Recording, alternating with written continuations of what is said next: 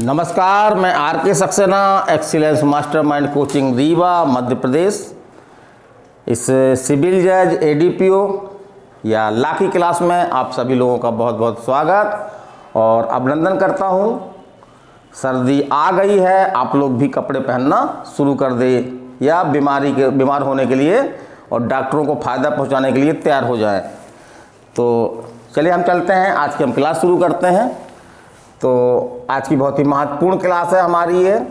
इससे चाहे प्री हो सिविल जज का या मेंस हो या कोई भी लॉ मेंस हो जहाँ पे सीआरपीसी क्वेश्चन के रूप में लिखी जाती है, तो वहाँ से एक क्वेश्चन इसका आराम से बनता है। यदि आप इस वीडियो को देख लेंगे तो वो क्वेश्चन आप आराम से अपनी भाषा में लिख सकते हैं। चलिए हम चलते हैं। तो हमारी ये सीआरपीसी 1973 की 26वीं क्लास है। तो 24, 25 और 26 तीन क्लासों में मैंने सीआरपीसी में सम्मन क्या है और सम्मन जो है वो किस तरह से तामील होता है, सम्मन तामील की क्या रीतियां हैं वो बताया है। तो इन तीनों क्लासों को आप देखें तो निसंदेह रूप से सम्मन क्या है या सम्मन तामील की क्या रीतियां हैं ये आपको पूरी तरह से बनने लगेगा। चलिए हम चलते हैं। तो आज हम लेते हैं धारा 68। तो धारा 61 से लेके 69 तक जो है वो सम्मन संबंधी प्रावधान है सीआरपीसी में। तो आज हम ले रहे हैं धारा 68। तो ऐसे मामलों में और जब सम्मन तामील करने वाला अधिकारी उपस्थित ना हो तो तामील का सबूत। तो सम्मन तामील हुआ है या नहीं हुआ है, यदि इस विषय पर विवाद उठता है तो न्यायालय में उस व्यक्ति को जिसने सम्मन की तामील की थी, है ना, उस व्यक्ति को न्यायालय में बुला करके और एक गवाही के रूप में वो आता है और ये बताता है कि हाँ मेरे द्वारा सम्मन की तामील की गई। लेकिन कल्पना कीजिए ऐसी स्थितियां भी हो सकती हैं कि वो व्यक्ति किसी कारण से न्यायालय में उपस्थित नहीं हो सकता है। तब सम्मन की तामील में अगर विवाद उठता है तो सम्मन की तामील का सबूत क्या होगा। तो इस स्थिति में क्या होता है कि जो वह व्यक्ति जिसने सम्मन की तामील की है वो इस आशय का शपथ पत्र, है ना, न्यायालय में देता है कि सम्मन की तामील उसके द्वारा की गई है। तो न्यायालय जो है वो उस शपथ पत्र को, उस एफिडेविट को जो है वो इस बात का सबूत मान सकेगा कि सम्मन की तामील जो है सम्यक रूप से हो गई है, या मान नहीं सकेगा बल्कि कहीं इसमें लिखा हुआ सीधे सीधे तामील की गई है, सम्मन की तामील का सबूत होगा, है ना। माने सम्मन की तामील जो है वो उस शपथ एफिडेविट के माध्यम से एक सबूत के तौर पर जो है वो सम्मन की तामील मान ली जाएगी। चलिए अगली धारा है तो साक्षी पर सम्मन की तामील। तो सबसे सरल तरीका ये है कि उसके डाक पते पर भेज दी जाए। ये सम्मन तामील का एक सबसे सरल तरीका है। तो साक्षी के मामलों में जो है वो इस तरीके को अपनाने की बात हमारी धारा 69 में, सेक्शन 69 में जो है वो कही गई है। चलिए देखते हैं उसमें। तो धारा 69 साक्षी पर साक्षी पर डाक द्वारा सम्मन की तामील। तो इसको हमने बड़े ही सरल शब्दों में से, इसमें कई खंड बांटे हैं जहाँ जहाँ से क्वेश्चन बनते हैं। तो एक क्वेश्चन तो आपका ये बनता है कि जो हमारे उपरोक्त तरीके जो हमने बताए थे आज भी हम बताने वाले हैं, यदि उन तरीकों से सम्मन की तामील ना करा करके किसी साक्षी पर जो है वो उसके पते पर रजिस्टर्ड डाक भेज करके भी सम्मन की तामील की जा सकती है, ऐसा प्रावधान हमारी किस धारा में है, धारा 69 में है। चलिए इसमें और देखते हैं। तो इसमें होता क्या है, इसमें जो है वो सम्मन करने वाला न्यायालय जो है वो सीधे डाक द्वारा साक्षी के पते पर जो है वो सम्मन भेज देता है। लेकिन ये डाक जो है वो साधारण डाक नहीं होती है, बल्कि कैसी डाक होती है, रजिस्ट्रीकृत डाक होनी चाहिए, है ना। फिर ऐसे पता कहाँ भेजिएगा, तो ऐसा पता या स्थान जहाँ पर साक्षी जो है मामूली रूप से निवास करता है या कार्य करता है या लाभ के लिए स्वयं काम करता है। तो ऐसा स्थान पर जो है वो रजिस्ट्रीकृत डाक द्वारा जो है सम्मन जारी करने वाला न्यायालय सम्मन भेज देगा, है ना। सम्मन रजिस्टर्ड डाक से उसके पास भेज दिया जाएगा, है ना। और हमने वैसे बताया कि डाक जो है वो कैसी होनी चाहिए, तो डाक जो है वो रजिस्ट्रीकृत होनी चाहिए, डाक जो है रजिस्ट्रीकृत होनी चाहिए।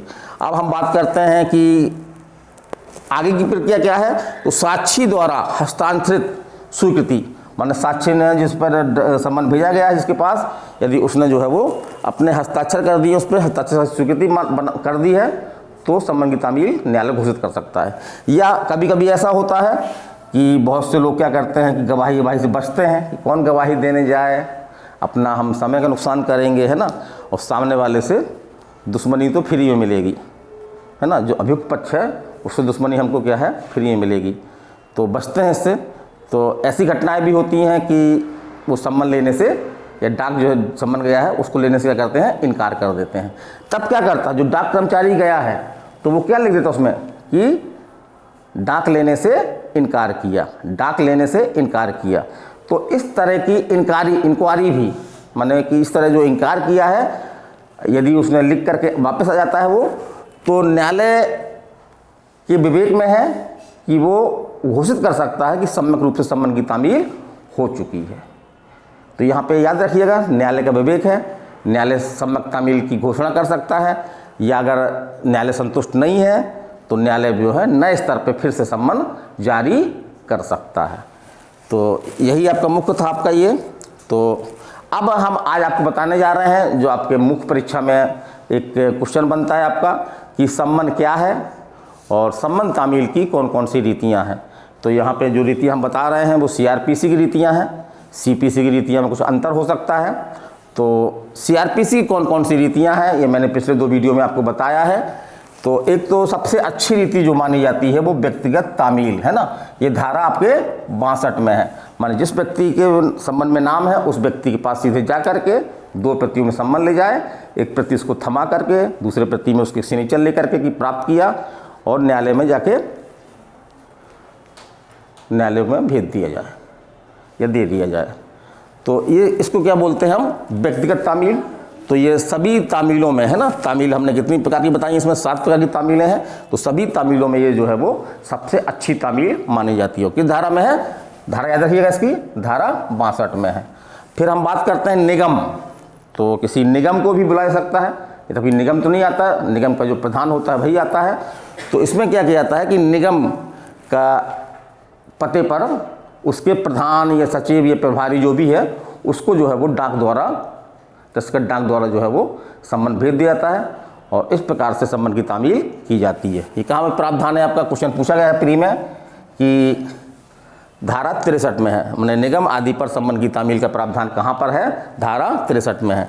फिर उसके बाद हम तीसरी तामील का तरीका है हमारा विकसित तामील है ना, या कुटुंब के किसी व्यस्त पुरुष द्वारा सम्मन की तामील है ना, द्वारा या पर है ना, पर यहाँ पर लिख लीजिए ज़्यादा अच्छा लगेगा, पर सम्मन की तामील कहाँ पे है, ये धारा 64 में है। तो इसमें क्या होता है, जब वो व्यक्ति नहीं मिल रहा है इस पर सम्मन की तामील किया जाना है, तो उसके परिवार के है ना, उसके कुटुंब के किसी वयस्क पुरुष सदस्य पर, तो यहाँ ध्यान रखिए पुरुष सदस्य पर, माने महिलाओं पर सम्मन की तामील नहीं होगी है ना, महिलाओं को, कुटुंब की महिलाएं जो है वो सम्मन की तामील नहीं कर सकती हैं।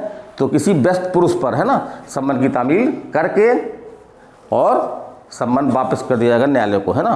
तो एक तरीका ये है आपका, इसी को हम जो है वो विकसित तामील भी बोलते हैं, इसी को हम क्या बोलते हैं, विकसित तामील भी बोलते हैं। और यहाँ पे एक ध्यान रखने वाली बात ये है जो हमने बताई भी थी आपको, कि कुटुंब में जो है वो नौकर है या सेवक है या कर्मचारी है, ये कुटुंब में जो है वो नहीं आते हैं ना, माने इन पर सम्मन की तामील नहीं की जा सकती।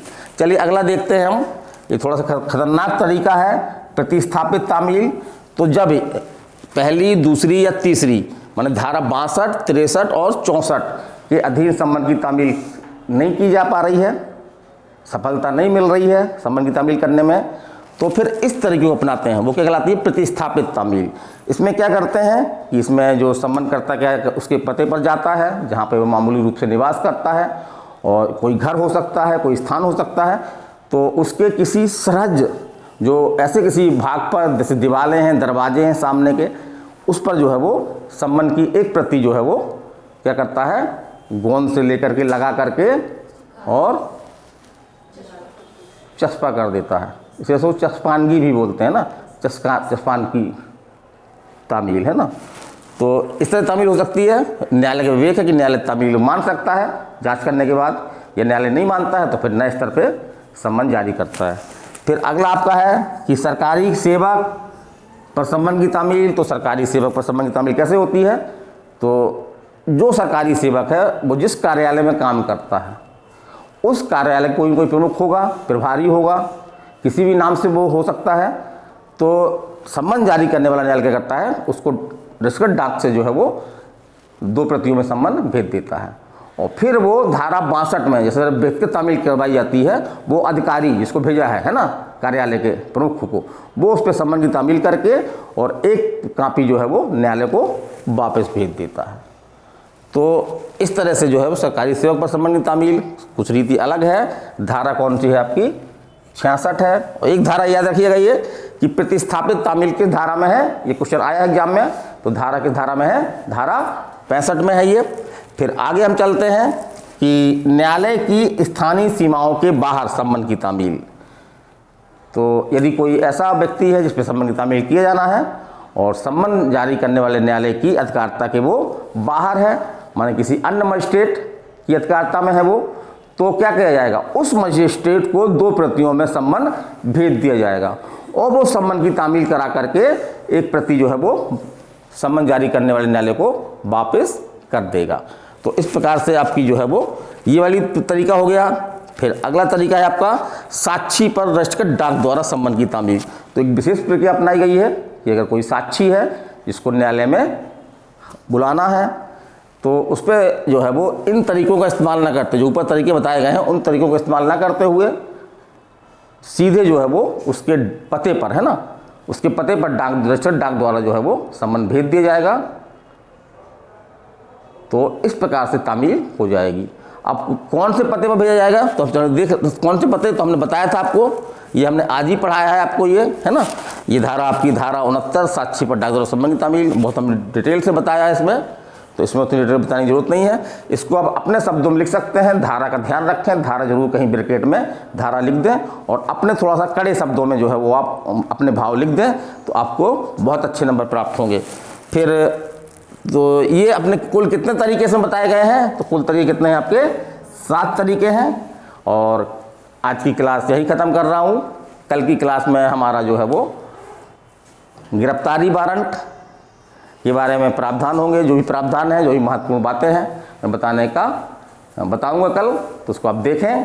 अच्छा लगे तो लाइक, शेयर और सब्सक्राइब करें। और हाँ, कपड़े पहनना शुरू कर दें क्योंकि ठंड आ गई है, या बीमार रहने के लिए तैयार हो जाएं, डॉक्टरों को फीस देने के लिए भी तैयार हो जाएं। तो चलिए, नमस्कार, धन्यवाद। देखिए मोबाइल गिर गया आपका।